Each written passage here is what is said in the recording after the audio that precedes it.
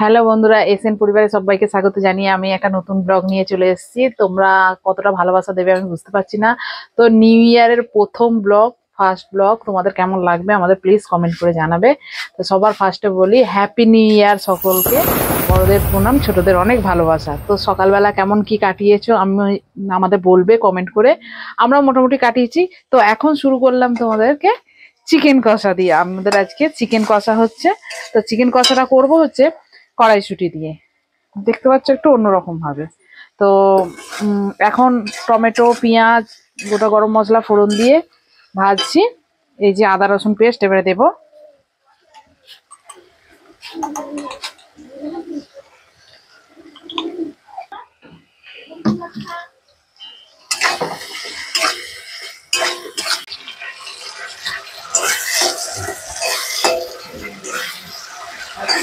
আদা রসুনটা ভালো করে কষিয়ে নেব।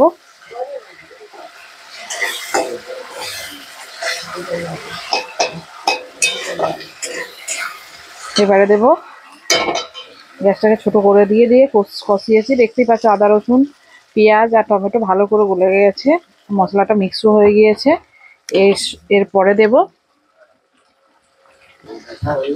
লঙ্কা গুঁড়ো, তারপরে দেব জিরে গুঁড়ো,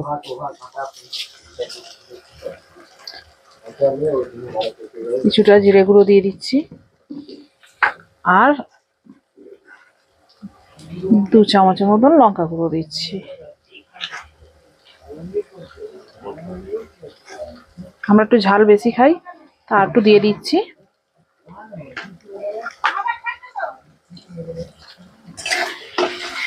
এগুলো কষিয়ে নিই ভালো করে। তো আচ্ছা, মশলাটা কষা হয়ে গিয়েছে, তেল ছেড়ে দিয়েছে চারিদিক থেকে। এই সময় দেব চিকেন। চিকেনটা আমার ধোয়া পরিষ্কার করাই রয়েছে।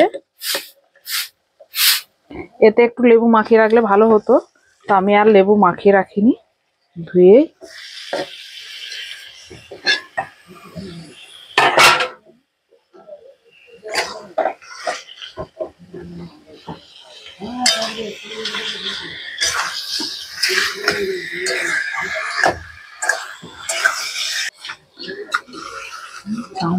রাত্রে। এই যে আমি রান্না করতে করতে কিছু বাসন ধুয়ে নিই, ফেলে রাখি না। আমার যেহেতু কল নেই সেই জন্য এক ছোট বেসিনটাও পরিষ্কার করে নিলাম, মগে করে ধুয়ে নেব।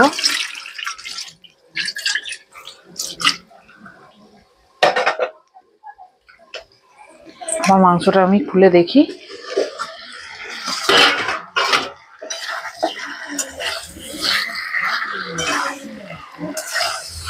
ধিমে আছে একটু করে কষাবো,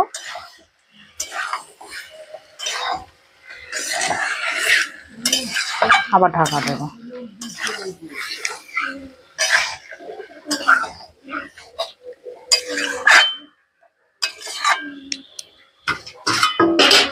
আবার ঢাকা দেবো।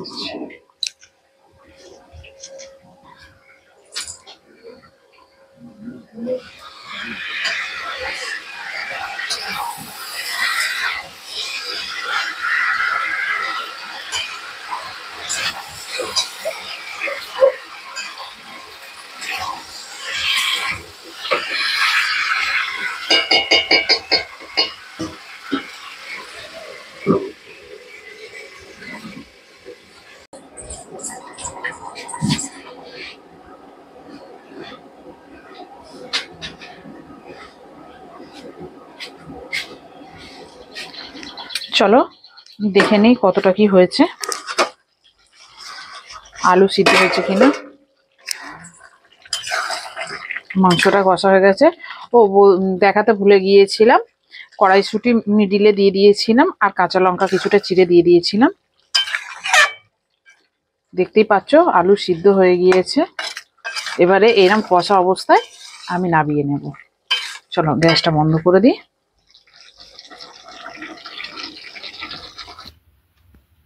এই যে ফারজানের স্পেশাল মিক্স রাইস, চিকেন কষা আর স্যালাড। আজকের এইটাই আমাদের লাঞ্চ। এক হাঁড়ি বানিয়েছি, এক হাঁড়ি।